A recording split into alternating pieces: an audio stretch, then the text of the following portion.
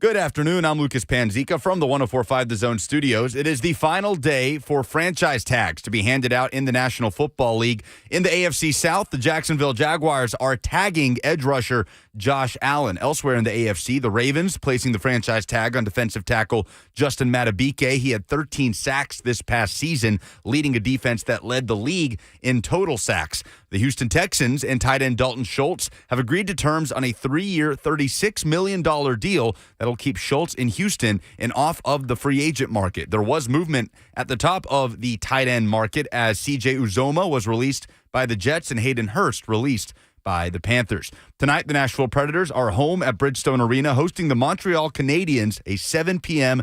puck drop as they search for a 9th straight win. Preds currently in the second wildcard spot in the West with the NHL trade deadline approaching on Friday. College hoops tonight in the SEC. 16th ranked Alabama travels to Florida. It's a 6 p.m. tip-off. If the Tide fall in Gainesville and Tennessee wins at South Carolina tomorrow night, the Vols will clinch the SEC regular season title. For all your foundation repair and waterproofing needs, visit USSTN.com. Breaking news at once on your home for the Titans and Vols. This is 104.5 The Zone.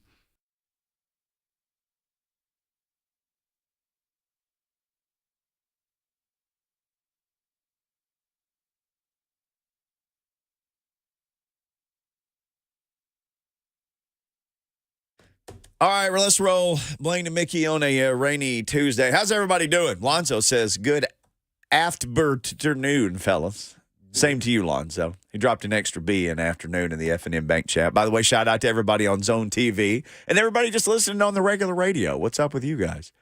Had somebody tell me the other day, I drive a route truck all day long. He said, all I ever listen to is The Zone. He said, my kids can, quote things that all of you say. I said, that scares me to know I get that is. what your son might be learning from all of us on here. But shout out to everybody who's listening, all you delivery drivers. And no doubt. Man, law enforcement, I meet policemen, and they'll say, man, I listen in my car. And I'm like, I hope you're not listening loud, though, because somebody may call in distress. It's like, no, I got the volume all settled. But we appreciate all of you. Remember, anything that you miss, Blaine and Mickey podcast. That way, if you just love the show, you can listen to it multiple times every day.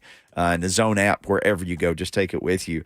The Broncos probably wish they had invented the Zone app to try to make some of this money back. Literally, we talked about Russell Wilson yesterday. When I saw this, I was like, this couldn't have happened 20 minutes earlier. Like, that we were literally in the middle of this conversation. Yes. This is... People have talked about the Herschel Walker trade. If you're young, Google that. Our whole life, Blaine and me, obviously old enough to remember all that and what all got traded for Herschel Walker. Basically built the Cowboys Super Bowl teams with those parts. The Broncos are releasing Russell Wilson to cap what might be the worst NFL trade ever. He was signed to a 5-year – because we got to talking about potential trade partners for the Titans, and we're like, well, the Broncos are going to need a quarterback, right? They got to get a quarterback. This is going to happen. Here you go. They signed Russell Wilson to a 5-year, $242.6 million deal. They will now take $85 million on in dead cap hits. This was March 16th, 2022. The Seahawks traded Wilson and a 4th-round pick to the Broncos for 2 firsts, 2 seconds, a 5th, Drew Lock, Shelby Harris, who's a defensive lineman, and tight end Noah Fant. They still owe him $39 million. He made $124 million in 2 years. No, I thought they owed him for 2 more seasons. The way it's set up now, he had $39 more million. That's guaranteed. Oh, that was all that was left guaranteed, but $39 million. Oh, okay. So he made $124 million in 2 years. And as we looked into it, he played fine last year. But not according to his head coach, John Payton. What? That guy did not want him. Yeah, exactly. That was the whole deal. And so just think about how much that happened. I think it goes on more than people because think about when it happened. An excuse, especially if they weren't the ones to hire them or sign them and everything else. They got the easy excuse out to prolong, I guess, seasons so they could prove that they belong, or win as coaches. So, it's just weird, man. You talk to people in Denver, they'll tell you the first year Russell Wilson was absolutely horrible. That he was horrible. He started forcing things.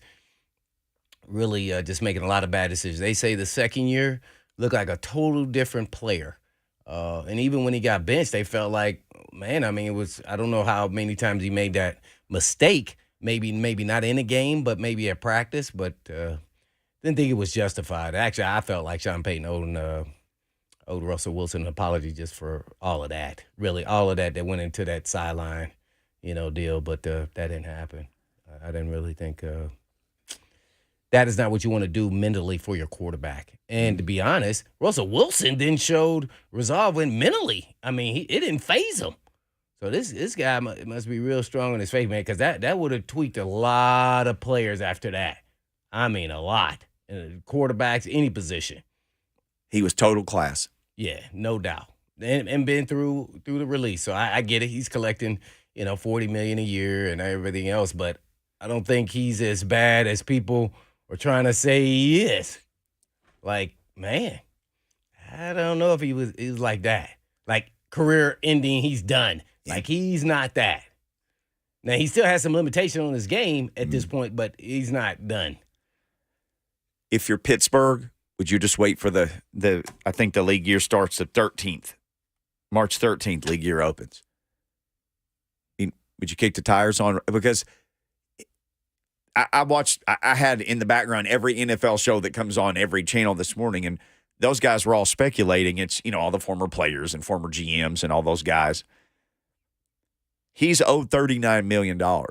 So the next team could literally pay him the league minimum. If you're the Steelers, you could say 1.5 is the league minimum. We'll pay you 2 just so you're not getting the minimum. All the other money he's making comes from the Broncos. So he would be economical for anybody at this point if you wanted him. Right. But so that's going to show where he's at in this market. They don't really have to pay him anything. The pay is, if I'm Russell, it's not even about the dollars. It's about, because I already know I'm getting that. Yep. I have to start because I got to continue resurrecting what, bad things are saying about my play, which aren't true to a certain extent, in overall totality of my game as where I'm at in my career. So I would be more so concerned with, I know I'm going to start. Is that Pittsburgh? I don't know. I can't tell you, or I don't know how much Arthur Smith is going to have some sway in that. He may want Tannehill, who knows his offense. And by the way, Tannehill will be a backup until we have to go to him if Pickett's not ready or is not performing very well. I don't know if Russell Wilson will sit there and say, yeah, I'll sit there and wait till, an opportunity presents itself. I don't know where he's at mentally with that. Yeah. Man. Or will he just wait and let the season start and somebody's quarterback gets hurt and then he goes in, he knows he's a starter and he can go there for any price. And that's going to happen. How many quarterbacks got used last year? Dudes we'd never heard of started games. And we learned who Tommy DeVito was last year. Then he kind of can, have a little more sway in that, and he knows he'll be out there to resurrect his career to a certain extent with that team that he's out there playing with. So I'm interested to see what happens here because I don't know if people view him now as a starter or is he the bridge guy or is he just a backup at this point? Not sure.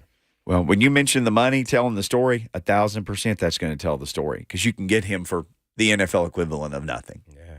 He's 35 years old. Really unique. Right? Yep. Oh, my gosh. I mean, this is crazy unique situation for the NFL. So Russell Wilson, 35, will be out there on the market. He's making 39 from the Broncos. Unbelievable that this ended 2 years. They're willing to eat $85 million to just say goodbye. Largest dead cap hit in NFL history. By double. Over double. Yeah. It was Matt Ryan at slightly over 40, right? Yep. Yeah. It's crazy that we live in a world where people will, yeah, that's fine.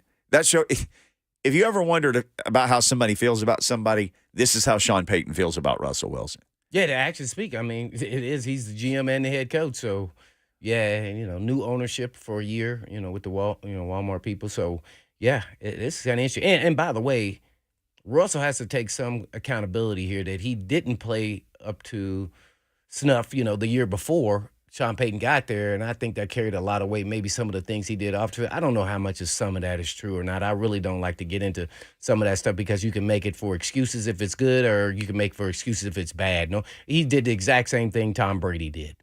is no different, except Tom Brady won. And he brought his own trainer in and did all the other things. So just hard to say. When things go bad, you can always find things around somebody to make it look like it's bad. So I'm not sure if that's relevant here or not. Based off who Russell Wilson is as a person, I would say he's an absolutely great human being. That doesn't mean he's a dog, doesn't mean he's a fighter when the going gets tough. I don't know any of that. But I know as he we see it on TV, fail at times, boy, he keeps coming back and, kind of, shut all those things up. So we shall see. I'm interested in a driven veteran quarterback who still wants to show that not only I'm still primetime, but I'm still a Hall of Fame level type player. So I'm interested to see what he does. Yeah, because he has some limitations to his game. People did say that, because of his height, he has to have a lot more depth on like shorter routes, slants, and things that he can't see. So there were some things that came out of it. You mentioned that this happens, that teams just decide, coaches just decide, I'm not playing that guy. Yeah. You think the Titans needed linebacker help last year? They'd sent Monty Rice packing. Sorry. Well, everybody's going to justify like, oh, but he didn't get picked up, right? That's what they're going to say. Guarantee, right? Neither did Mike Vrabel. See that? See, so you can't say that. You can't. We all know Mike Vrabel's a good coach. It just didn't work out that he got a job in this cycle. He may get one in the next cycle. No different than Monty Rice may get an opportunity, just like Spillane, who eventually got an opportunity to start, couldn't start here.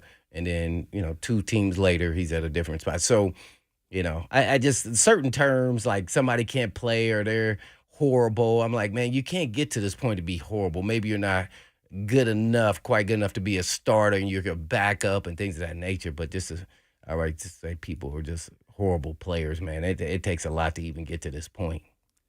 You spent one day at an NFL rookie mini camp, and you were phenomenal where you came from. Just the guys who are here for one day are phenomenal football players. Maybe not NFL, but like Hall of Famers at their college that they went to or the conference they played in. And I'm glad you brought that up because that's always interesting to see how some players respond. And I think that's kind of one of the mechanisms that will determine how successful you'll be in the National Football League is how quickly you adapt to you're not the best, you're not the greatest, you're not number one fast on the team. You're not going to be that guy anymore.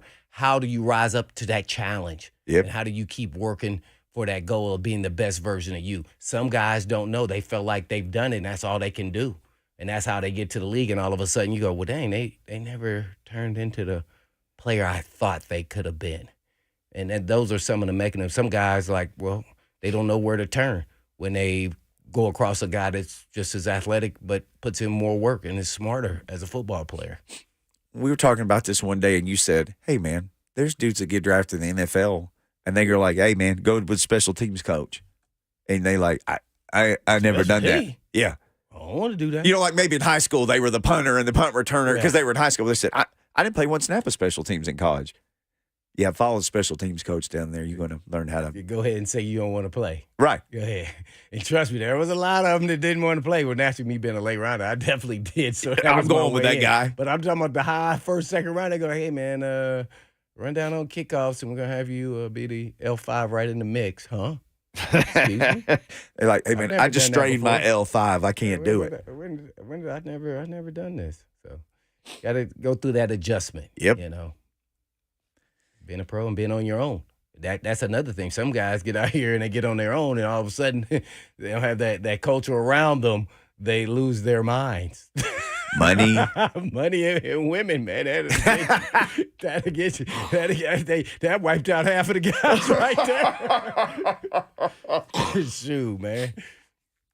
I mean, you got a pretty good supply of both, I would imagine. Oh, and man. for a fella who's maybe been a little bit sheltered or just waiting for his opportunity. Boy, some of those guys get out there and all of a sudden it's like, well, they never did that in Alabama or whatever, name you want to give it. And then, dang, man, whoa, what happened here? He went off the rails. Let's say hey to Philly Mike right quick, and then we'll get to our guy, Blake Lovell, and talk some college hoops next. Philly Mike, man, good to hear from you. All right. What's going on, fellas? You tell us. All right? Yeah, doing well. All right. Hey, just a couple quick things, man. Jason Kelsey, that was an amazing press conference yesterday, and I'll never forget going back to going back to Philly for the Super Bowl parade with about 3.8 million people. Yep. And when he gave that speech, man, that the whole place went crazy. But he's a great guy, and we're going to miss him. But I think they drafted a guy a couple of years ago from Iowa who was the backup center. So he may be, I forget the guy's name, but he may be the replacement for Jason. But that's going to be big shoes to fill. And also on Russell Wilson, I was thinking about this yesterday, playing to Mickey. It's amazing how one play can change a guy's career. And that one play is in the Super Bowl when you have beast mode in the backfield, but you decide to throw a slant on the inside where you could have won the Super Bowl. And ever since that play, I think Wilson's career has gone straight down. What do you guys think about that, man? And have a good day. Listen. Thank you, Philly Mike. Oh, I've been yelling about that for years. Beast mode was the most unstoppable force in the league at that time. You were on the, 2-yard line, 1-yard line. You try to throw it. You made Malcolm Butler's career. I think that was a play it was called, too. I think the coaches kind of overthought it, but I get their thought process. I call it, tricking the guy instead of just doing what you normally do. Well, they normally run the ball, and everybody in the stadium thought so. And then they thought, okay, well, we'll play action to them, and we'll just throw a little quick hitter. And it was funny just seeing how New England practiced that actual play in the red zone, almost a duplicate play of the exact same thing in the Super Bowl. And you told that story, right? You saw footage where they ran that play all week in practice prepping for it, and Malcolm Butler saw it and took it. Yep. Some guys get in the game and hesitate. Some guys don't believe what they see, and then some guys play kind of especially like a guy like Butler, who was, I think he was undrafted, right? Small school guy who feels like he has nothing to lose every time he plays in a game. So it looks like he's, rolling the dice all the time at cornerback. He gets beat sometimes he doesn't because he's like, hey, man, I'm going to get beat. So, like, how is this going to work? I'm going to make some plays, too, and hopefully they don't throw my way again, So, that's tough. I don't know if his career's gone down, but it just seemed like it hasn't been quite the same, since then, especially when the defensive guys were speaking up, not only against the play column, but a little bit against Russell Wilson. Sherman and those guys did at the time because I don't think Russell was kind of the outspoken leader at that time. They had a dominant defense that were, really vocal, with the team anyway. So I think they wanted a little bit more out of him, and maybe they thought he should have changed the play. And I think that happens at times. That does. Well, let's change the play here. Blake Lovell, our man from Southeastern 14, about to come on and give us a rundown, getting close to the end of the season for SEC basketball and college basketball as a whole. Let's get into it next with our guy, Blake Lovell.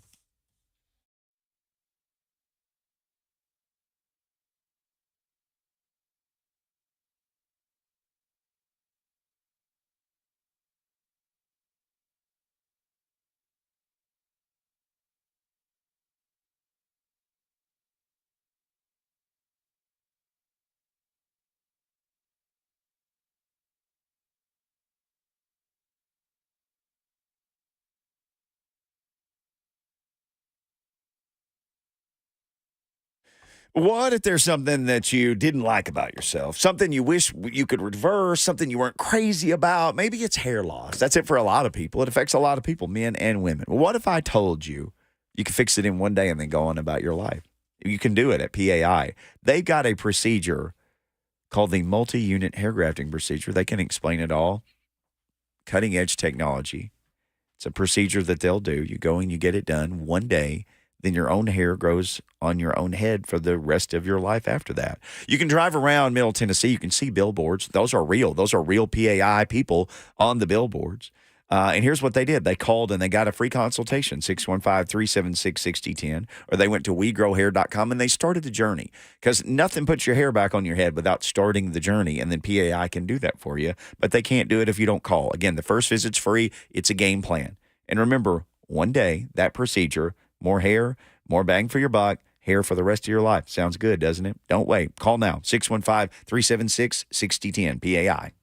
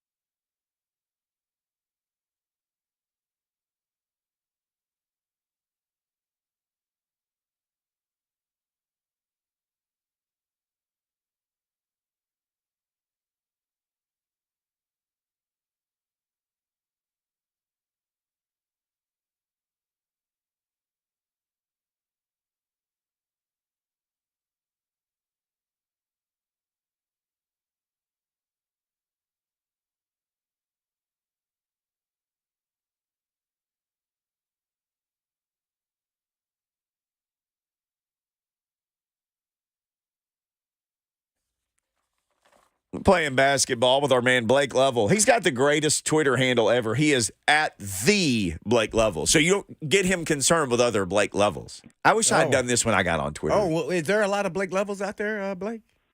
I just assume there is, guys. So, Well, you should have just told us a fib. Yeah, it is. Yeah, I like you just taking charge I'm right the off the top. original, man. Yeah. There may be. You just don't know, right? Well, hats off to you, man, because people put underscores and stuff in their Twitter handles. The is the way to do it, man. I mean, That's what the Ohio State said. that's it, 100%. Or if you have a business with Mr. in it, like Mr. Transition or Mr. Donut, it just, Mr. Coffee, just gives you instant respect. So we respect Blake Lovell. Southeastern 14, we respect his website. Listen, did you have the Vols sweeping Alabama in the regular season on your bingo card when everything started this year? I didn't, guys. The last time we talked, you asked, who's the team that's in the best position to win this league. I said, I think it may still be Alabama because that was all going to be dependent on them splitting with Tennessee and winning the game at home, just like Tennessee won in Knoxville a while back. And, of course, that didn't happen after Saturday. And so, just a huge win for Tennessee. And, look, that sets them up in quite a position, as we know. Tomorrow night's just one of those unthinkable games we would have never thought going into the season. Our unanimous preseason number one, everyone kind of thought Tennessee would be the number one team in the SEC this season. And then everybody thought South Carolina would be the unanimous number 14 team. And now these two teams are playing on Wednesday with the winner. Of course, it's Tennessee. They're going to win the league on Wednesday. If it's South Carolina, you're going to Saturday with one of those teams having a really good chance to win the conference. Yeah, you tweeted about this. South Carolina still very much in this thing. And like you said, a win against Tennessee, and there's a whole lot at stake for them. Well, if you're rooting for chaos, which I know a lot of people around our parts are probably not, they're wanting Tennessee to wrap this thing up and get the number one seed for next week here in Nashville. But if you're rooting for chaos, South Carolina beating Tennessee, that obviously puts both teams at 13-4 in the conference. Now, Alabama's in a tricky spot because they go to Florida tonight, and quite frankly, I think Florida has a really good chance to win that game. If that's the case, that probably knocks Alabama out of the picture entirely. But if not, let's say Alabama wins that game tonight, then you've got the setup going into Saturday where Tennessee, Alabama, South Carolina would all be at 13-4. Again, unlikely, but let's say all three of those teams were to lose on Saturday, then you've got the teams behind them in an Auburn or Kentucky that if they win, look, there's still the technical possibility that there's a five-way tie for the SEC regular season title. Not going to happen, but it's still in play, and that shows you how wild it's been this year. Ooh, Blake Lovell giving us all the scenarios at the Blake Lovell, Southeastern 14.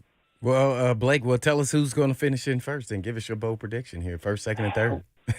I tell you, this game tomorrow night, I think you guys saw it. It was an ugly game last time around in Knoxville. That was exactly the way South Carolina wanted it.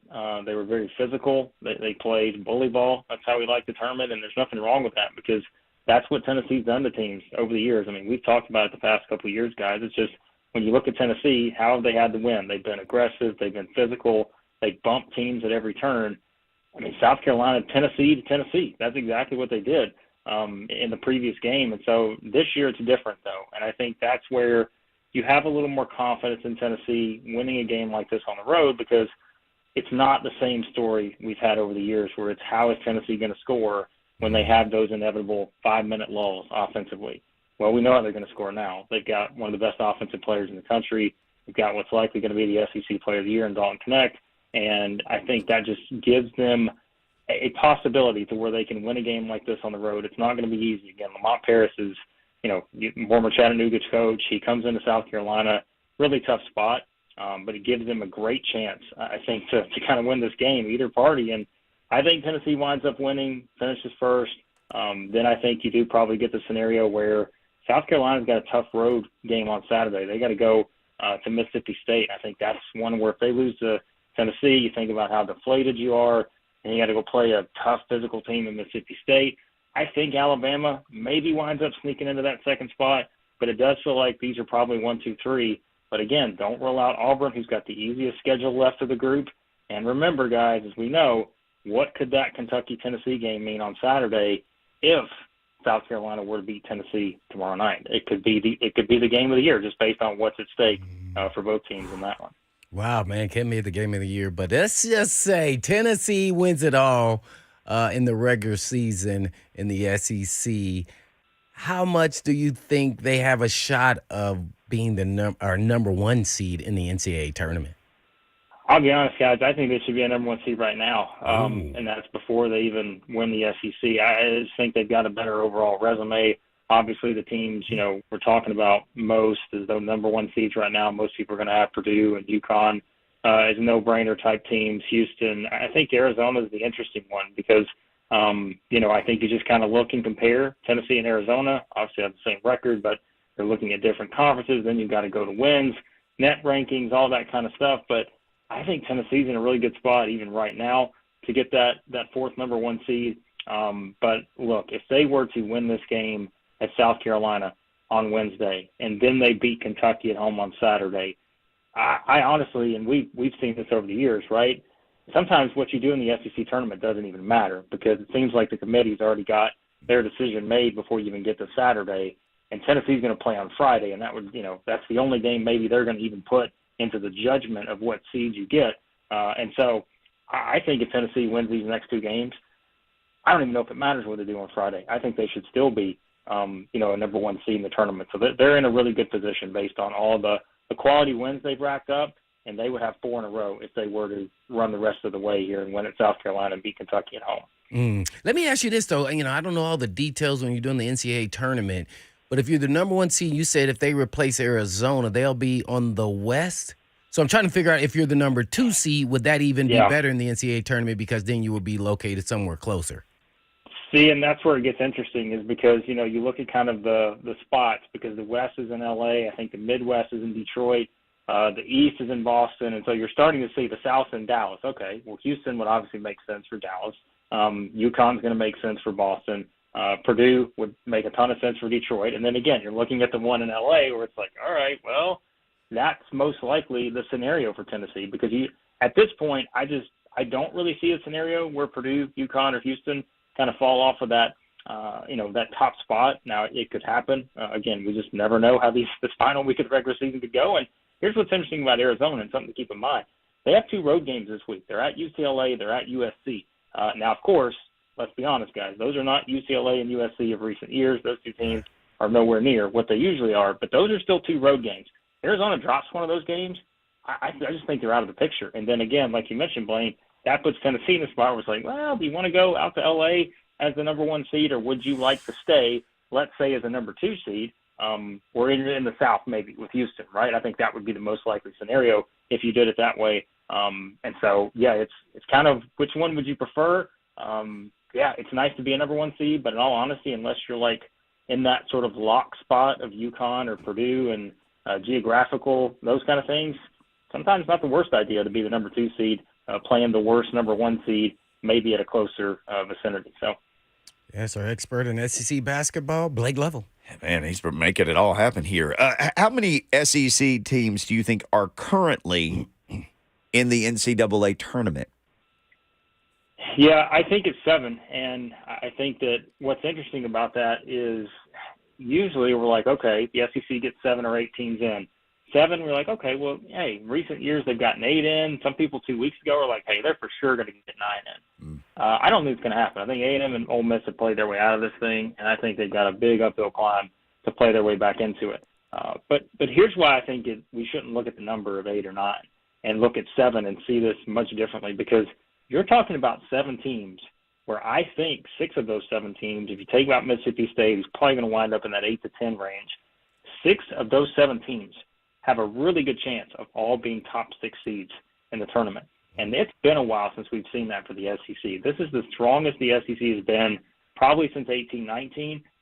Of course, that was the year where you look back at it and you're looking up at LSU, who wins the league at 28-7, and then they have 3 teams behind them who finish with 30 wins, Kentucky, Tennessee, and Auburn. Of course, it's the year the Auburn makes the Final Four. Even Mississippi State that year was a top 5 seed. So you had a bunch of teams that felt like Sweet 16 or beyond type teams. I think you've got that same setup this year, so I wouldn't be as kind of engaged with the number here. I would look at the strength of it overall, and we've talked about it. Tennessee, Kentucky, Alabama, Auburn, South Carolina, maybe Florida. Florida's been as good as anybody over the past month or so. All those teams, guys, I think can win multiple games in the NCAA tournament. And I think teams like Tennessee, if Kentucky is playing like they have scoring-wise, Auburn, those are all Final Four quality-type teams. You said, obviously, South Carolina shocked everybody by being better than they thought. Anybody shock you this year by being worse than what you thought? Yeah, I think Arkansas is just the only choice here. I mean, look, Arkansas, I'm willing to admit I just completely swing and miss on this team. I probably wasn't the only one because I thought they could be, 1B to Tennessee's 1A. I mean, when you looked at the roster, you're like, okay, Eric Musselman has done this time and time again. Even if they have a couple bumps in the road during the regular season, what do? They just go win tournament games. They've been the last team standing right there over the past 3 years in the SEC. And for whatever reason, this team has just completely fell flat on their face. 14-15, no chance of making the tournament. We always say, guys, and you know this, whether it's basketball, football, any sport right now, the transfer portal era, NIL, all these things, you can just look at a team on paper and say it's all going to come together. But with all these added things that come into play now, you don't ever know if the chemistry is going to be there. And it is very clear that the chemistry on this team has not been there. So I think Arkansas is definitely a team. And, of course, you could also say Missouri, who's 0-16 in the conference, coming off of 25 wins last year. Everybody knows I was very high on them. But the margin for error in the SEC right now, it's gotten smaller and smaller. And for a Missouri team who's lost a lot of close games, you just have not been able to overcome that. So, yeah, those are easily the top two for sure. Blake Lovell hanging out with us here talking basketball at the Blake Lovell, Southeastern 14. Go check him out for all the latest SEC coverage. Well, naturally, we've gone at least to this point without talking about Mr. Connect. I guess give us, the odds on if he got the chance to win the SEC Player of the Year, let alone, though, top 10 NBA draft prospect. Yeah, I mean, it's wild to think. We were talking about this guy and kind of lumping him in with one of those. All right, he's a guy who's up transferring, and we always wonder how up transfers are going to work in college basketball. You go from a low major, mid major to the SEC. How does your game translate? Well, this guy has been as good as anybody in answering that question this year, and I think the SEC Player of the Year conversation was pretty much over after he did what he did against Auburn.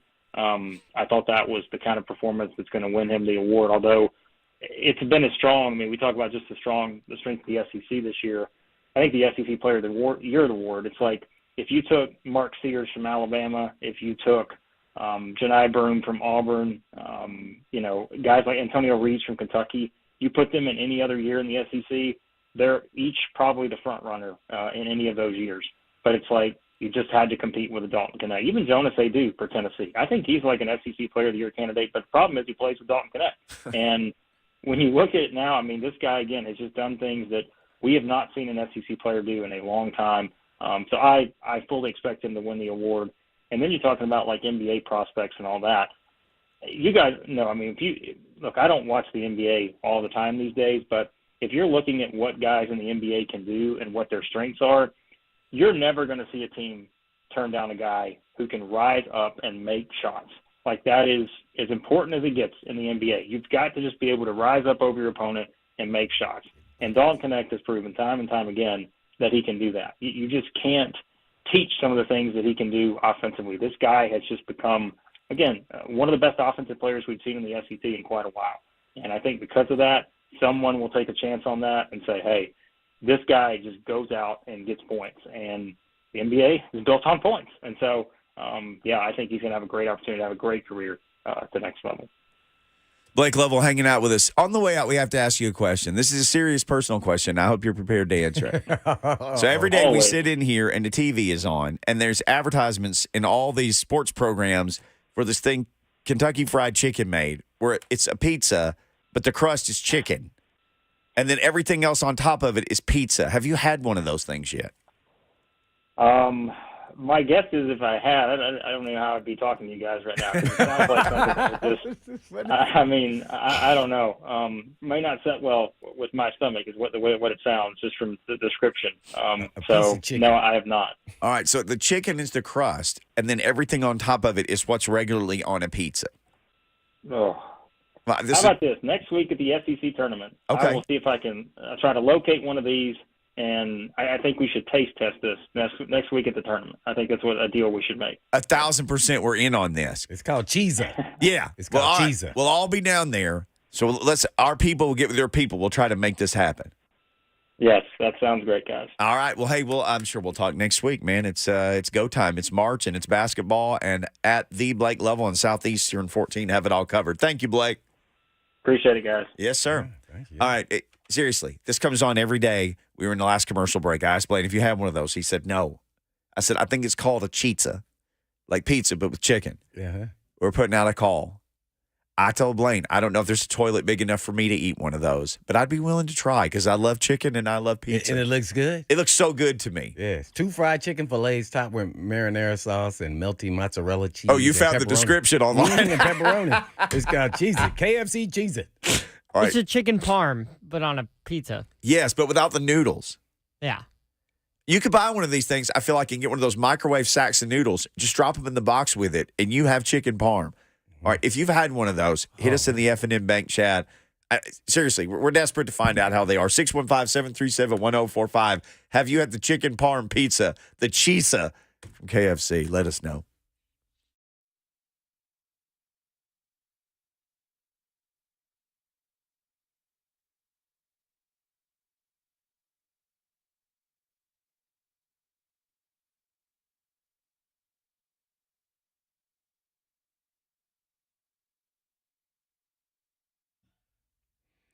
There are a lot of diagnoses out there, and there's a pill for everything. But not all diagnoses are accurate, and not all pills are good for you. Hey, it's Blaine Bishop. And when you get a diagnosis for European Auto Repair, get a second opinion before you make a major decision. And Eurofix is the home for second opinions.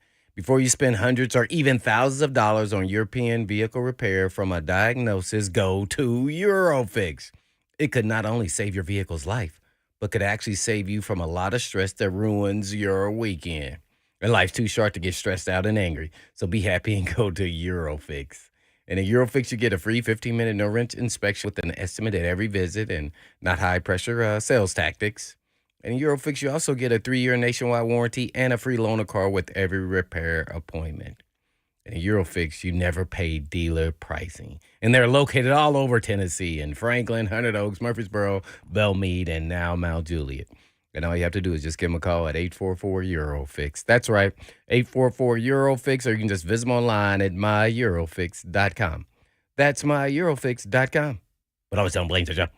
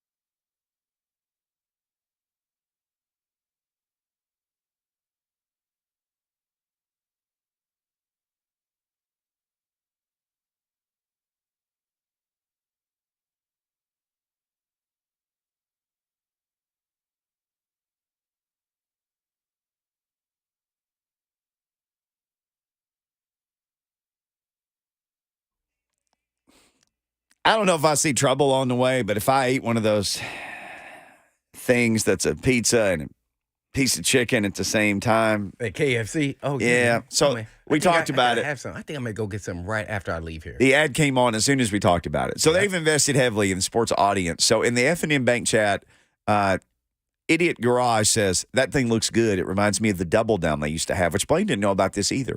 At one point, they made a sandwich, and the bread was chicken. It was 2 chickens with sandwich filling in between. You remember this? No. Vaguely. You were in college. How have you not eaten 50 of these things? I have know, not 'cause been. it's I have not eaten at KFC in. Oh, so you're not Forever. at KFC. Where do you get your chicken? See, whenever I'm going for fried chicken, I'm a Zaxby's guy. I like Zaxby's. Oh, okay. Bojangles. I think Bojangles is fantastic. Bojangles honey mustard, really good. And then I like Popeyes. I like the Popeyes chicken sandwich that they came out with a couple years ago. That, like, remember, you couldn't get them because they were selling out so fast. Oh, yeah. What a and, time to be alive, Stores man. were having to, like, That lock was their awesome. doors because people were, like, throwing riots inside the restaurants because they were out of chicken sandwiches. All you got to do is drive down there right now. You can get 2 of them. They're waiting for you. The line's not a detriment at this point. A Squatch NATO 83. Squatch. Squatch NATO. What is that? I don't know, but if I ever have another band that tries to make it, we're going to be Squatch NATO, and I'll pay this guy royalties. He said, here we go. I've had the chizza before. It was surprisingly good. I recommend washing it down with the Sweet Lightning Mountain Dew. Mountain Dew? Sweet Lightning flavor. Sweet Okay, Lightning. what are they doing at KFC at this point? What is Clogging people's arteries, it sounds like. what is Sweet Lightning? What is that good? The Mountain Dew? That sounds good to me. It sounds like a whole bunch of sugar. I drink 1 Mountain Dew a year. I allow myself one a year. I'm dead serious. I only drink 1 Mountain Dew all year. I have And you my know limitation. me. You know me though. You've been around me 10 years now. No, I did not know you didn't. You only drink 1 Mountain Dew a year. But me and food though, you know how I operate. I have certain systems in place. I drink I drink 1 bottle of Mountain Dew a year. A bottle. 1 16 or 20-ounce bottle. Oh, okay. I didn't know. I've already had mine this year. I didn't know if it was OE level bottle. And it no, just a regular 20 ounce of the 1 serving bottle. And then at least one other time a year, I will get from Taco Bell. They have their own Mountain Dew that's Yes, they do. I don't know what crack is like. I've never done hard drugs. Okay, but me if either. if it's like the Taco Bell Mountain Dew, I understand why people would lose their teeth over it. Oh yeah, Mountain Dew. Yeah, the Mountain Dew's got some powerful stuff up in there. Sweet Lightning sounds like a nickname for a football player coming out of high school. Sweet Lightning. Sweet Lightning. Oh, 100%. Like a wide receiver who goes at just 7-on-7s exclusively, or a cornerback maybe. Yeah, Sweet Lightning. The guy I grew up with, he was all lad in a bag of tricks, man. His name was Sweet Nothing. I was like, what does that mean? He was bad as you know what. Sweet Nothing. Sweet Nothing. If only you That was thought his of name. Lightning, you could have nailed that You nickname. know, the guy that kind of plays quarterback, but he's really every position. Right. That was Sweet Nothing. Like this dude's about to get drafted that you saw play quarterback at Antioch just because everybody else. Yeah. Oh, yeah. AD Clay Ridge. Yes. AD A.D. Mitchell. AD Fantastic. Mitchell, right? Oh, yeah, He's AD like, oh Mitchell. no, I'll just play quarterback this game. That's fine. Yeah, that's draft exactly it. I was like, remember I said, who is this dude? And I think he had to play quarterback the rest of the time. I'm not sure, but it was like, whoa, this guy I'm glad he's not playing wide receiver because I don't know if we would have anybody to stop him. Sweet Lightning. So Lonzo in the chat says, anyone had the donut burger? Have you seen these? Donut burger. Yeah, so it's a burger, but instead of The breads buns, are donut. It's a donut. But where is this at? So I don't know if like any like chain restaurants serve it, but there's this place down in Murfreesboro that's by the Cracker Barrel I work at called the Sandwich Factory, and they have a donut burger, and it's it's not Krispy Kreme, but it's 2 glazed donuts, just normal glazed donuts with a cheeseburger and all the toppings on the middle of it. It looks like it would give you a heart attack the second you took a bite into I'd it. be willing to But try. it doesn't look yummy. It looks good, but You're young. You're not going to die. Eat whatever you want. Mm-hmm. Just be close to a bathroom. I've got my favorite from that place. But yeah, I've seen the donut burger. It's very thick because it's 2 full-size donuts. Eric says Eric in the chat says Sweet Lightning is peach Mountain Dew. It is like crack. It's so good. And he also reminds me the Baja Mountain Dew is available all the time in the stores now. Well, I only have one a year. So, I mean, I've already had a Mountain Dew this year. Oh, my. Wow, you knocked that one out early. 100%. I was feeling bad one day, and I went to a gas station, and I said, I went straight to the Mountain Dew aisle, and I just pulled the trigger, man. Oh, my. KFC is doubled down. What does it say? Duck falling. The double down sandwich was fantastic. Low carb. It's a healthy option. Oh, my. Low carb. That's how KFC markets it, right? I mean, there's no bread. What is the definition I'm of low leaving carb? right Is it here even a after we sandwich finish, at and that I'm point? going to get it. I'm going to have to go get one. I'm gonna take a picture for everybody to see it too. And if it's not good, man, I'm gonna take it over Mickey's house. If it's not good, Corey I'm Curtis gonna give it to his. just his sent me a dog. message. He said the Macon Whoopie baseball team used to sell a cheeseburger between two Krispy Kremes. It was their number one seller. I think the Iowa Cubs, who's the Cubs AAA team, I want to say that their baseball park invented this. The donut burger, not the chicken pizza. Okay. Donut burgers, chicken pizzas. I'm so hungry right now. I know, man. This is a terrible time to be talking about food. Yeah, right dude. at lunchtime when we're. Well, I when mean, we're it's on the good for air. everybody else. They can just leave and get it. Yeah. All right, we may be getting a report on this from Hitman tomorrow. Hour 2 coming up. Coach Mack will give us the Mac attack. Maybe he's had a chicken pizza. I can't wait to ask him. Headlines when we come back. A bunch of NFL players have been cut today. Straight out of Texas.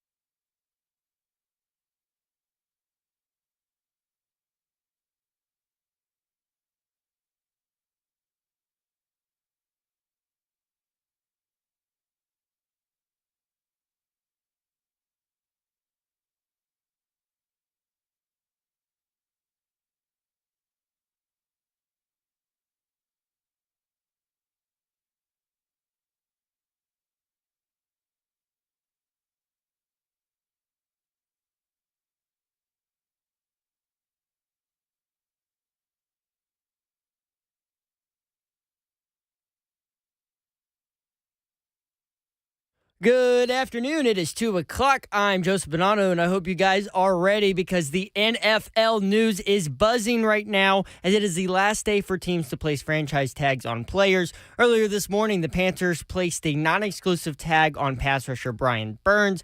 The Bucks placed a tag on safety Antoine Winfield Jr. as a placeholder while they work on a long-term deal. The Ravens placed a tag on Justin Matabuke, who had 13 sacks this past season, the most by a Ravens player in 9 years. Pass rusher Josh Allen was franchise tagged earlier today by the Jaguars. The Bears franchise tagged corner Jalen Johnson, and the Patriots put a transition tag on safety Kyle Duggar, meaning no tag will come for offensive tackle Michael Onwenu.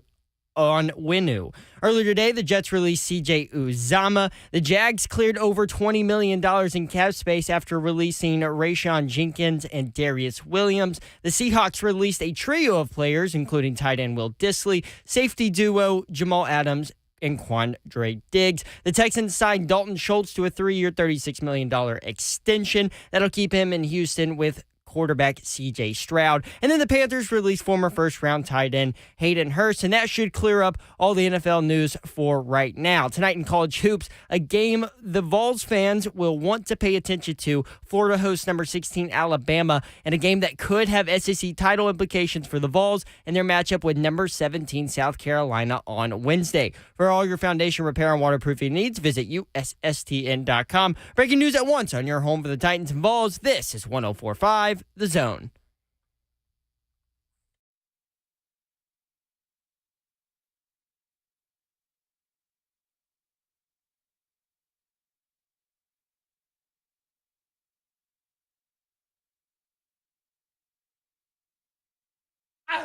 Hour number 2 of Blade and Mickey on the air.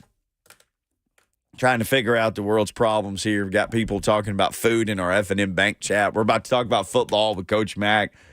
The league year for the NFL, the new league year, is the 13th of this month. What's today? Today's the 5th. The legal tampering, the wink, wink, wink, which is the dumbest name for anything that ever existed. The legal tampering. That starts March 11th. Remember when Big Albert signed his deal and it got announced that, like, the talks the talks were supposed to commence at midnight, and he signed it in his driveway at 12:04 or whatever it was. Oh my! They did that in 4 minutes, and then found a printer at Kinko's, and they printed that out. Is that how it went down? Sure, yeah. That was there was a story behind it. Only legal way to do it. So I'm sure that's the way it happened. The league year starts of course, at 3 p.m. our time. So that will be just an insane couple of days, especially leading up to that. So, it'll be one of those rare days because everything happens at 3 o'clock. The Titans release information at 3 o'clock about anything they do. That'll be one of those days. It'll be like standing in front of a fire hydrant for NFL news. Not from the Titans, though. Oh, no. They'll wait till 3:05. Yeah. Well, I mean, I don't know. I don't know how many guys maybe he couldn't cut. Who are potential cut candidates? Well, and that's I'm going to just say Dillard. That's even the signing guys. I'm surprised they haven't cut Dillard yet. They haven't cut anybody. Does that make you think I can work with this? Give me no, not for the price there, Bill. Do you think you can bring back from minimum or anything? Well, we'll have to cut him, which is what we were going to do. But you think you can work with him? Well, you better be real sure, because we're pretty sure. Why don't you go back and watch 10 more minutes of film and then come back and see us again? I got to digest this. Right. Like this. I'm about to go get one of these chicken pizzas. Cheetas. I'm about to go get one of these pizzas. Take Bill Callahan and cheats I can digest it and now get it all out of me. The Titans going to get out. Well, the Titans are trying to figure out what to do with Andre Dillard. The Colts have franchise tagged Michael Pittman. Oh, yeah, they said that was coming. They said it was close, but they were trying to work out a deal before the end of the franchise tag period, which was here in an hour. Is that what it? 3 o'clock Central. So everything's 3 o'clock. Yeah, just go by that as 3 o'clock. So they can still work out a long-term deal. Though. Yes. So that it can be the franchise tag can be used as a placeholder, but they can't tag anybody else. Right, of course, because they're using their tag on him. Yep. It's kind of what the Bucks did with Antoine Winfield Jr. They just use it as a placeholder, so they can get a long-term deal with him done. Hopefully worked out. Yeah. Somebody had the transitional tag. That was Kyle Duggar, the safety for the Patriots. They optioned for the transitional tag on him instead of a tag on the offensive tackle, Michael Onwenu. Onwenu. I don't know how to But the pronounce transitional tag, the difference between that and the franchise tag is that teams can actually bid on you and they have to give you compensation for them. Yes. Yeah. You about to get shopped. And they Because can, Snead is and doing then the that too, Patriots right? can match. Yeah. The Jaguars are tagging their Josh Allen, the other Josh Allen, but then they're cutting a cornerback starter and a safety starter And a defensive tackle. and a defensive tackle. And then the Seahawks just cut their safeties early. Quandre Diggs and the Jamal Adams thing's maybe not surprising because he just sort of it's been a rough time for him, it seems like, up there. He's been in Twitter fights with people. And Man, the Seahawks lost that trade. yeah, Big time. I loved him as a player, though, man. He is Oh, we're talking about Jamal? Jamal Adams. Oh, no, Jamal's a good player. I mean, Yeah. he just got injured. Yeah. Like he tore his quad or something. Yeah. I like him. A lot of people don't like him, but yeah, I think he's a real good player. Reminds me a little bit of myself, if I wanted to say, in his good days. Well, The Jets. he's about to be gotten for dirt cheap from somebody, I would imagine, coming off an injury. The Texans are going to keep tight end Dalton Schultz, 3 years, $36 million.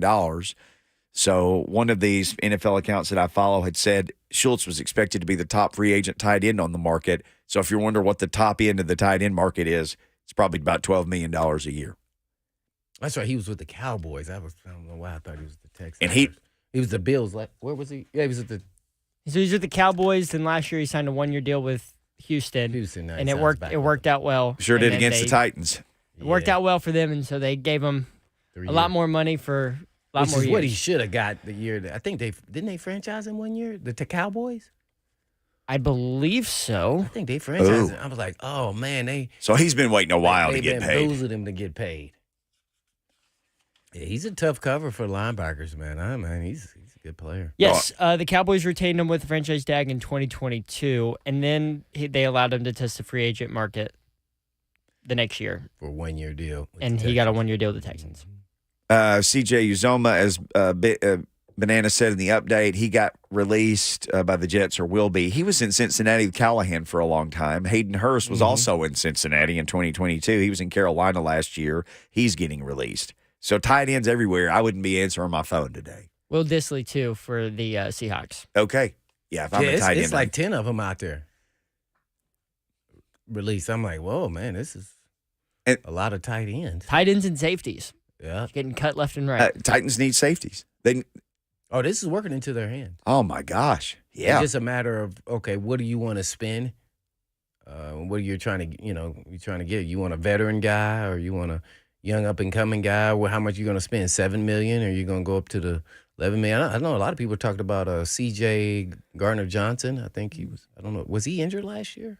I thought he was with the Eagles. I thought he got traded. He was with the Lions last year Yeah. because he was the one that was doing the blue ski mask for the Lions there down the stretch when he had like all their fans wearing the blue ski masks into the games.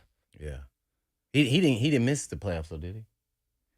No, didn't he come back just in time to For play the playoffs? I think he was hurt for most of the year. Then he came back and played in the playoffs.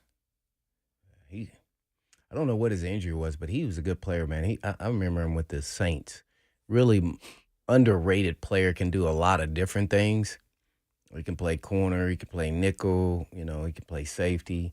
So I think he's kind of that utility guy that can start on anybody's team. You need valuable players that can do multiple things like that. So. He tore a pec last year in week 2. Oh, dang it. Then came back and played a diminished role, it says. But he did play down the stretch there. So you may even get him cheaper. Yeah, he's a good, solid player. The Jags cut a cornerback, Darius Williams. He started all their games last year.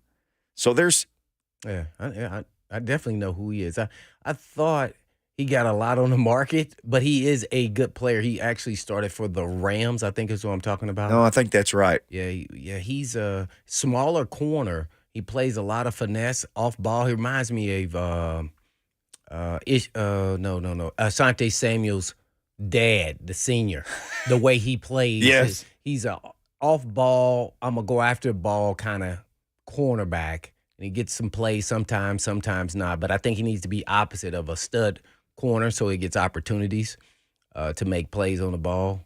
If he can't be your number one, but he's a smaller 5'9", 5'10". This is the same kid, if I can recall, that went to, I want to say UAB. Ding, ding, ding. Yeah, UAB, because when they suspended the program, he went and worked like at a grocery store or something crazy. Like, he had a regular job and then set out. And then when they brought the program back, he came back, I think. And then he had this 1 year, and I think he then got drafted or got an opportunity as a free agent. Yep. I believe he signed as a free agent, but you're right. He started in Baltimore, and I don't know if they cut him or traded him, but then he went to the Rams and became starter, won the Super Bowl. Yeah, he had a real good year that year. It really showed that he was starting, because I thought he was going to be more of a nickel because of his size. Yes, but he's played outside and done fantastic because he's really quick and he's got some explosiveness to him, so he can compete for those deep balls with those 6'2", receivers. So he's solid player. He's not a number one. They gave him big dough this offseason going into last season. Well, team that needs multiple cornerbacks, though. He could be a puzzle piece. One I would be looking at as well as with Jenkins, I think, is their safety. Rayshon Jenkins. Yeah, solid player as well. Yeah, he started every game too. Mm-hmm. Probably can get him cheaper than C.J. Garner-Johnson for sure. Let's talk to Trey in Nashville. He wants to talk a little Titans before we get to Coach Mack. Trey, thanks for calling 615-737-1045. What's up? What's going on, fellas? Man, you How tell y'all us. doing today? Fantastic. Good. Hey, I got a question. I even wrote it down this time. I forget when I call in all the time. Right. So, but do y'all think that Traylon Burks right now, today, with his history of injuries and inconsistency and ball skills, I don't know, like, do you think the direction that we're going today, he fits with this team, and I'm not sold on it. I'm just not sold on it. People think I dog him and it's like, no, I'm not dogging him. He just don't fit our atmosphere right now, and I just want, to hear from y'all and see what y'all think, and y'all have a good day and y'all take care, okay? Trey, thank you, man. Trey always ends with y'all have a good day. Yeah. And he means it. I can tell. Yeah. Thank you, Trey. Yeah. We'll do our best to have one. Yeah. I don't know if we've seen enough of him to know what anything fits with anything. Well, especially with the coaching change Yeah. as well. So you just got to give him a clean slate and say, okay, we'll go from here. We're expecting maybe the worst, and hopefully we get the best out of it because you want to salvage it. And especially he'll be motivated. He's got, 2 years left on his deal, right? So hopefully he stays healthy and we can actually see what he is. But in the meantime, I'm going to make sure I get my backup plan, and I'm going to go sign and draft players at that position because we need to, especially because not knowing what he is. So I'm not going to say he doesn't fit. I'm hoping he can, but man, boy, these first two has been nothing. I mean, absolutely. I mean, what is his stats over his first 2 years? I mean, is that worthy of even having a discussion? Well, remember, we were talking about this at one point this past year. 20% of his career stats came from the Green Bay game last year. 20% of the stats in his entire career had come in Green Bay 2 years ago. Yes, in that one game against Green Bay. He has 49 catches for 665 yards. He played in 22 games, 11 and 11. That's odd. He played 11 games in 11 games. So imagine if he had those stats. That's one touchdown receiving. One. Well, one touchdown receiving. Yep. Those stats in a season. All those stats in a season, because that's what I'm expecting this year. So 600 and something yards. I know a lot of people going to ask for more, but for me, I think I'm good with that. That means he's probably a 2 or 3 range.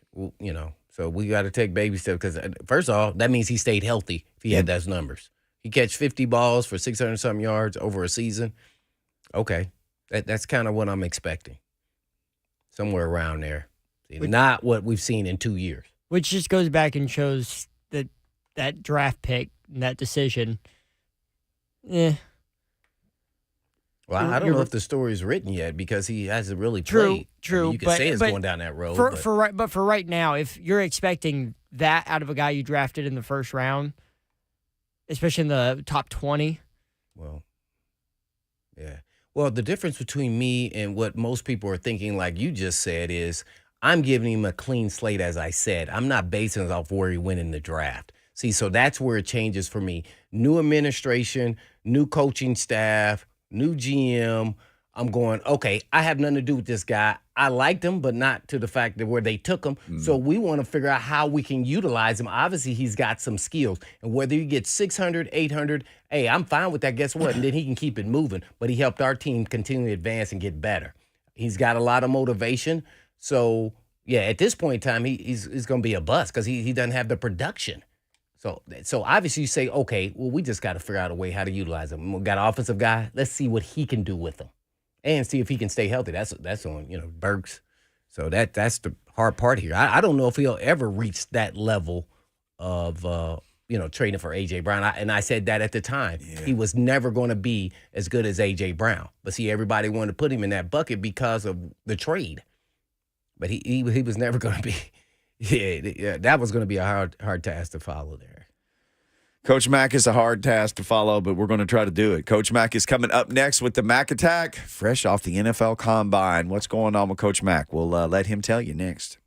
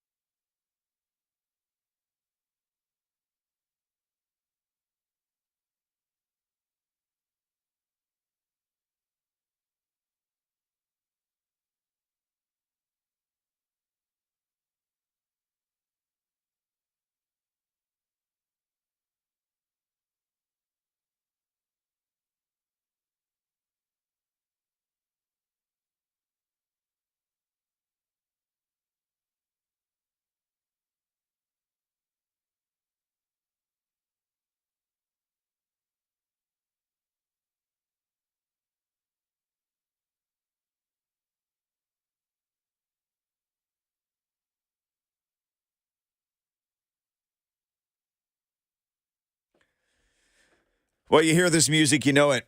It only means one thing. It means the return of Coach Mack to Blaine and Mickey, fresh off a trip to Indianapolis, just doing Coach Mack stuff up there, covering the draft-eligible players. Coach Mack brought to you by Two Rivers Ford, Middle Tennessee's most trusted local Ford dealership for 40 years. Coach Mack, I always imagine, because everybody's been to a family reunion in their life, I always imagine the Combine is the Coach Mack family reunion. Is that about an accurate description? Much so. Yeah, pretty much so. I've been to every one of them, and so I've got a pretty good routine up there. I sit in one place where I've always sat in the stands, and people know where I am, and so the position coaches, during the various times they work out, will come down and sit with me. It's of course, I go there from the time they open till the time they quit running, till the time they quit everything. And so, yeah, I mean, I enjoy it. It really helps.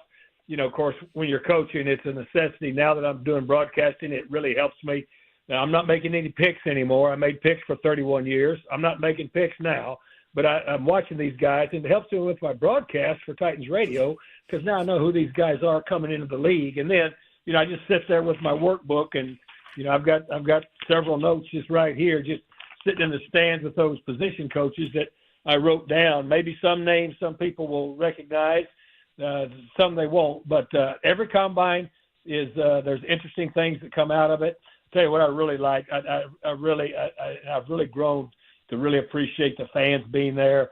The 16,000 that were there on Saturday. I mean, the place had a lot of energy. Anyway, yeah, I love it. I drove my Two Rivers Ford up there and back, and everything was good. Well, what's it like in a building like that when a dude runs a 4.2 140? Let me tell you, that was exceptional because, first of all, when he's running, and, of course, I know, the timers and the starters and all that, and I sit in a place where I can see him. He ran that first one in 4.25, and, then it came up on the board, and he walked down to the other end and took his shoes off. I think he was done. He was done with it, and then some of the people timing – T.J. Hushmanzada was on the floor along with Steve Smith and Michael Irvin, and of course everybody's in constant communications in that place, and they told him, what, a lot of these timers have you a lot faster than that, and so he put his shoes back on. And of course he was the last guy to go because they do it alphabetically, and Worthy, is right at the bottom of the alphabet, and so he put his shoes back on and stepped back up there. And when he did that, of course, he played to the crowd the first one that he ran because everybody's expecting him to run fast. He did. But then when he put those shoes back on and decided to go back up there and run, the place erupted. I mean, everybody was clapping and cheering for him. Then when he ran that second one and it ticked up there at 4.22, see, the times that come up on your television screen, they're not the official times. They're not the official times. The only official time is once it's verified with the electronic timers, throughout the run, 10, 20, 40, the whole way. So anyway, but then one of the timers turns around and where I'm sitting and just flashes 2-1. And I went, whoa, seriously. And so then I'm watching T.J. Hushmanzada, and all of a sudden he's gathering some of the guys around him, along with Worthy, and shows him the phone, and all of a sudden Worthy just screams and takes off. He runs out of the building, right out the back of that tunnel, that visitor's tunnel there, and they bring him back in, and so then they announced, shortly thereafter that the official time was 4.21, and the place just went crazy. There was a lot of energy in there. I mean, look, I've seen dudes run, and I've seen dudes run. That was a run. I mean, that looks fast. It was fun to watch on TV. Sounds like even better there live where Coach Mack was at the Combine, watching the Combine, now telling us everything about it. Yeah, Coach Mack, one thing I want you to emphasize to the most of the crowd, our listeners, is that just because you run fast doesn't mean you're going to be a great football player. But in this case with Xavier Worthy, the film matches up with actually the speed that you just saw. Have you watched taped on Xavier Worthy, and what were your thoughts? Absolutely. You're 100% right, and I'm glad you brought that up because if you look at the top 10 time speeds with electronic timing, since the Combine has started, there's one guy for sure that was a legitimate player, CJ2K. Mm-hmm. And there's one other that's a maybe, but the rest of them, kind of weren't, the straight line speed does not just automatically make you a great National Football League player. It does not. You're 100% right, and you always forfeit to the tape. But what he's done, he and A.D. Mitchell both are the 2 top receivers at the University of Texas, and they both have got legitimate receiving numbers. Now, the thing about Worthy is he's 5'11", 165 pounds. All right. Now, and so you start looking at that going into this league. There's been some slight receivers, especially as of late, have come into the league and have been fine. But you know the hits that they're going to take. Now, he gets a clear view. It's going to be hard to catch up to him. But what you said to begin this segment was 100% true. Just now, you running fast, and that and it's a great crowd pleaser, but it does not exactly correlate to being a great player. You have to be a good football. If you're a good football player that runs fast, that's great. If you're a guy that runs fast and are not a great football player, then that makes for a lot of good talk, but it doesn't really produce much.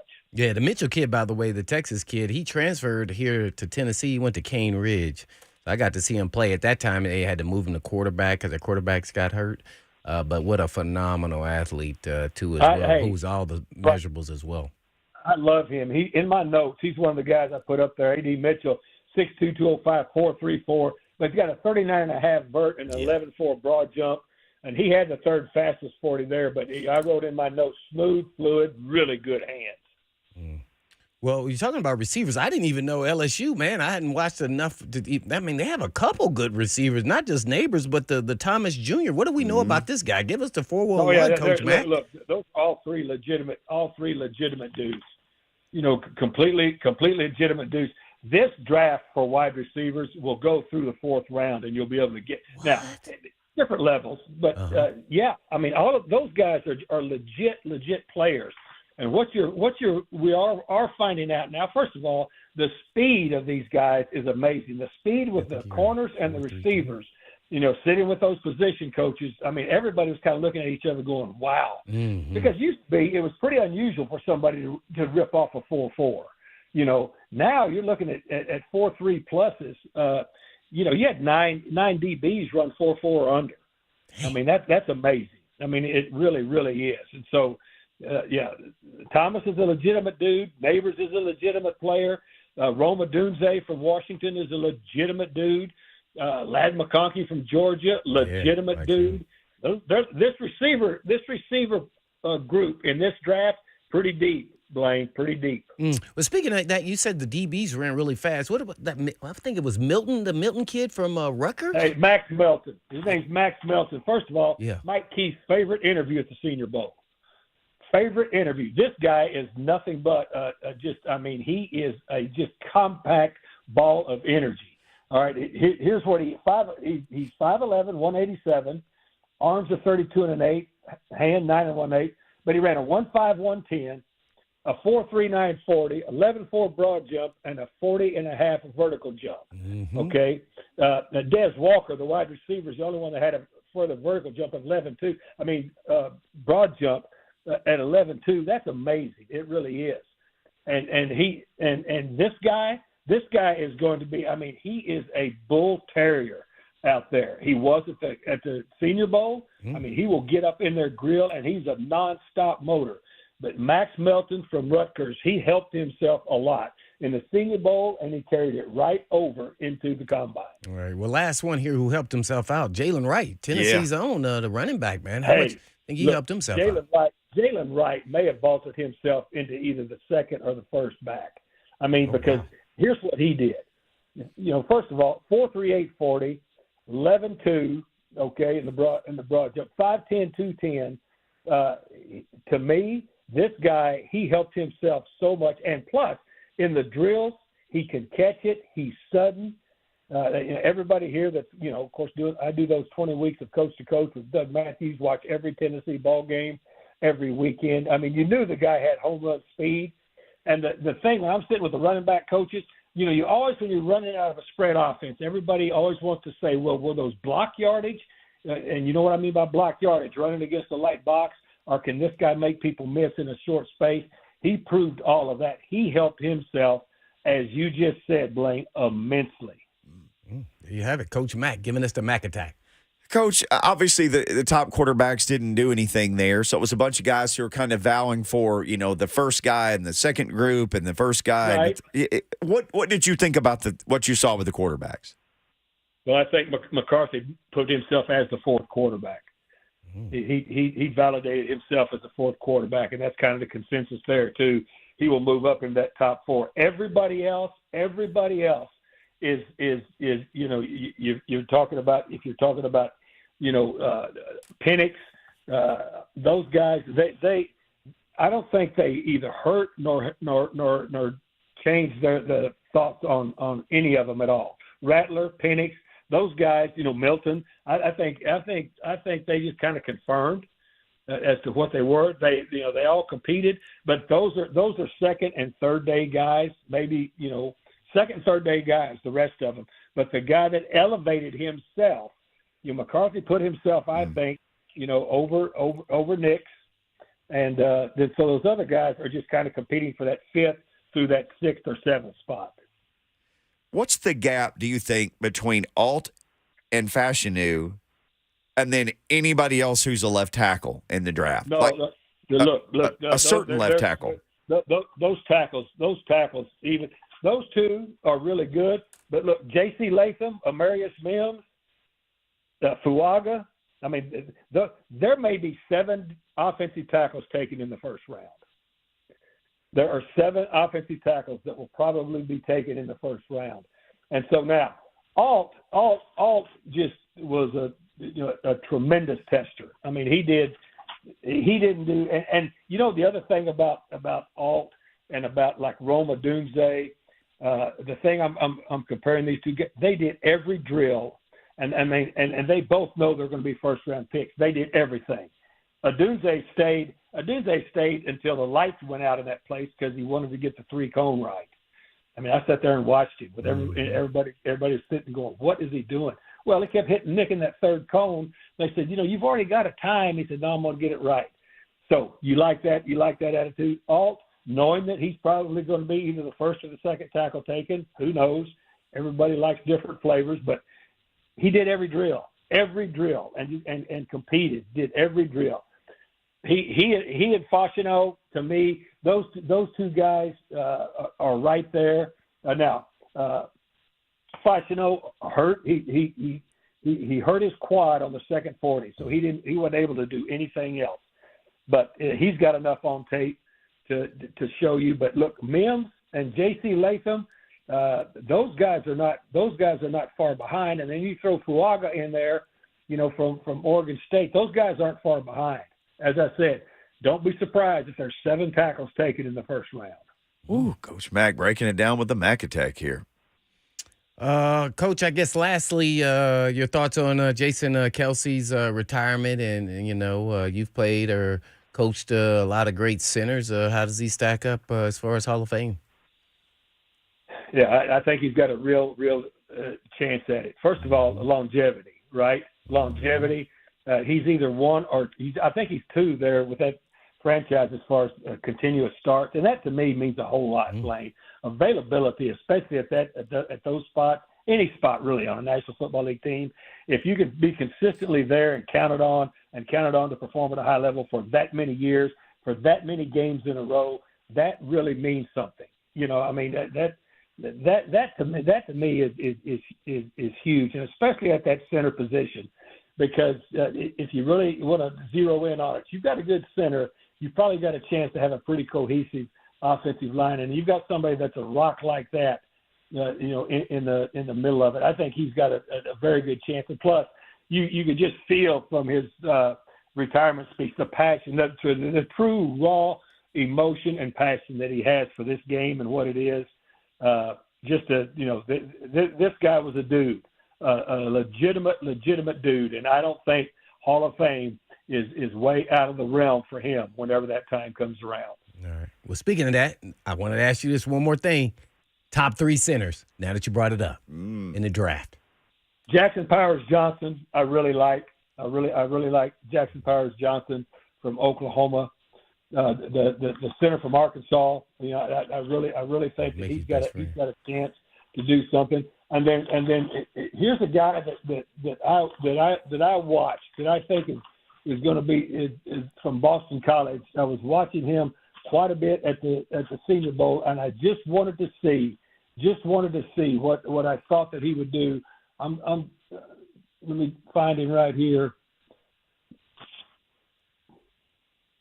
Anyway, the center from Boston College. I love who he is, and Tanner Bartolini, the center. I'm sorry, from Wisconsin. Boston College is the other one.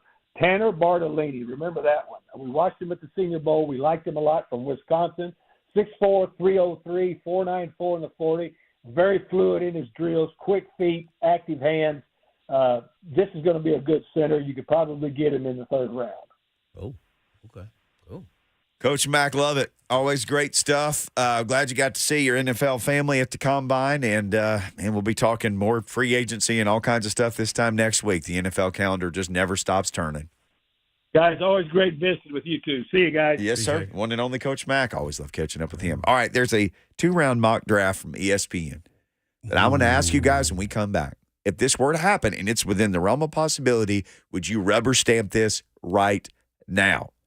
2 needs, 2 picks, first and second round, no trades. I'll hit you with it next on Blaine and Mickey, powered by All Four Seasons Garage Doors. Can't wait. Come on.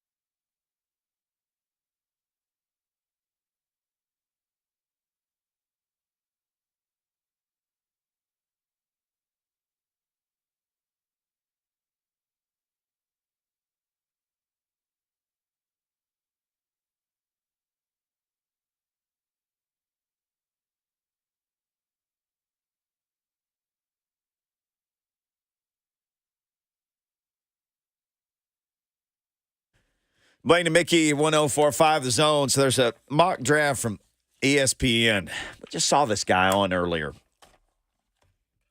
One of their younger draft analyst guys. I have to find his name. I didn't write it down. I was so excited to see this mock draft. I'll get you his name. Give it to me. Oh, this is going to drive me crazy because I want to give him credit. Anyway, I'll keep looking for that. But I'll tell you this. 2-round ESPN mock draft. Had the Titans staying put. I've seen several that have them trading. And there's some trade rumors out there. Raiders apparently trying to trade up. We got time to get to that. We'll do it. It's the last segment of today. We got plenty of this week to go. New 2-round ESPN mock draft has the Titans getting at 7, Joe Alt.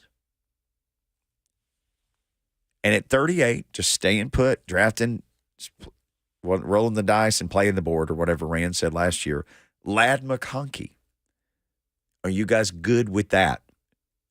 No trades, no nothing. Pick at 7, pick at 38. Two biggest needs, arguably, O-line, wide receiver, to get those 2 guys. I'll ask anybody. Zone TV, are you good with that on the chat? 615-737-1045. Would you say, I'll take that right now and go to the house? I wouldn't hate it. Jordan Reed is the guy who did this draft. I wouldn't hate it. You address 2 biggest needs. Your offensive tackle, obviously, with Joe Alt at 7, because I know a lot of people are saying that the drop-off probably isn't as big, but there is going to be a difference between those top 2 guys, Joe Alt and Olu Fashanu, and then whoever 3 through 5 is going to be, or 3 through 7, because Coach Mack said that 7 could go in the first round.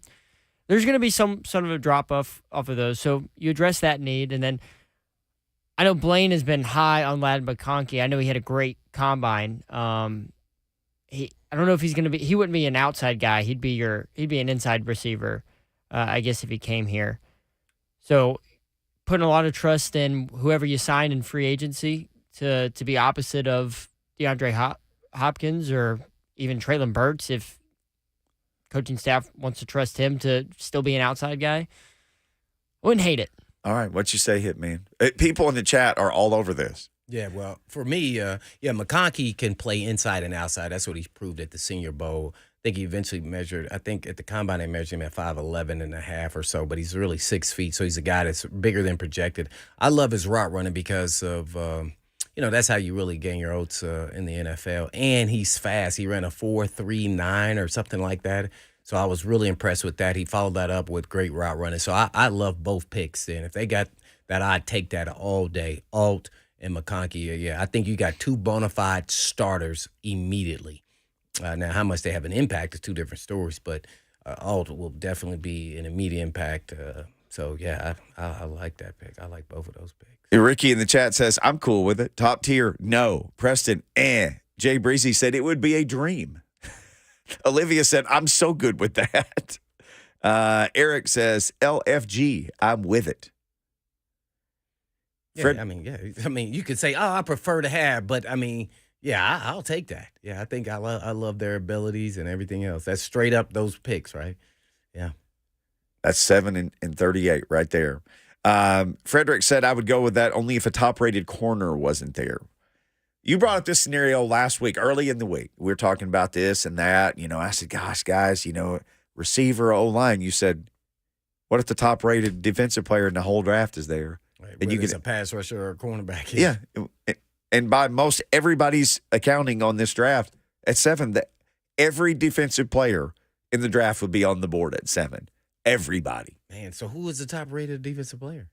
I think it'd be Dallas Turner from Alabama. Diamond Dallas Turner from Alabama. But, I mean, if you want a cornerback, you could have any of those guys. I also think you could trade back with the Raiders at 13, and you would still have maybe have 1 or 2 off the board, but I think you would still have all of those guys except maybe Dallas Turner, maybe like a Terrion Arnold. Maybe those 2 guys not available. But at 13, you'd have pretty much every other defensive player available if you trade out of 7. So if you're going to go defense, I think if the Titans are going to go defense, I think you trade back, you get an extra pick in the third round because you desperately need it. And we heard Coach Mack say this wide receiver class is so deep, it's going to go through the fourth round. In that third round, you get a lot of value in there. I know guys like Malachi Corley that you guys have been pretty high on. Hey, Malachi Corley, I've been like a him. private detective. He didn't do anything at the combine. But I can't find any reason why. Yeah, But he didn't speak to the media. Didn't do anything. Oh. I can't find any record of him doing anything. I found one reporter who said he was scratched and gave no details. Because remember a couple guys went up there, one guy had something called a Jones fracture, and then they found a fracture in somebody else. Kool-Aid. Yeah. Yes. When they start pulling and stretching on things, they're they're to see Corley, oh, that's broken. It may benefit the Titans. I think he's a third, fourth round guy. And I think he's going to play better than that. I think he's going to be like slot guy extraordinaire that we've been looking for. And they don't currently have a third rounder. So if you were to trade back a little bit, but if you want the top tackle, Alt or Fashanu, because I know Coach Mack said, well, there's 7 guys, but it's the same thing. If you start reading about him, it's like, well, is he a right tackle? And there's Kingsley Suamaita. I'm going with the 2 home run dudes. If they talk about is he a right? I don't know. We're in a situation where we got to get this one right. And Kingsley S., we'll just call him that, the kid from BYU, he tested great. He ran pretty fast. They're saying he might even be a guard. Come on, man. No, you can't draft another tackle who's a guard. No. No, you can't do that. I've just about remarried myself to just take whichever one of those tackles is your number one guy, 7. Yeah. And maybe if you trade it back to 9, because I know that's a scenario and there's all kinds of them, maybe you could get the other guy. And that's a win all the way, though, if they be able to do that. And still get the one of the top 2 tackles. Go back to 9 with the Bears. Be awesome. Get one of the top 2 tackles. Get maybe a third out of it. Then draft Corley. Bye. Oh my. You get Corley. You get a second round receiver, third round receiver. Get a 4th round corner, third round corner. We win. You go get Jalen Wright in the third. Rand, are you listening? Get your backup or get your secondary running back behind Tajay. Or with Tajay, because I think you'd be That's why I'm mad that he did so well, Jalen Wright. He just really priced himself up out of they cannot take a running back at the 3rd round pick. They can't do it. For the 4th time in 5 years they've taken it before the 4th? I think he fits perfectly what they're going to do here. If you go back and look at the Bengals offense and Joe Mixon, looks something like Jalen Wright. Well, unfortunately, we probably won't get to see that. Maybe we will. Maybe they'll just take another running back. Maybe they will. Oh, maybe so. Maybe draft only running backs. Only running backs. What's the running back from Rutgers for the Chiefs? He was 5th round. He's 7th round. Pacheco. Pacheco. Yeah, he was 7th round. 7th round. Yeah, that'd be. We're looking for the next Pacheco. Right now, we're looking for 3HL because it is time for them to be up next here. But in the meantime, in between time, peace.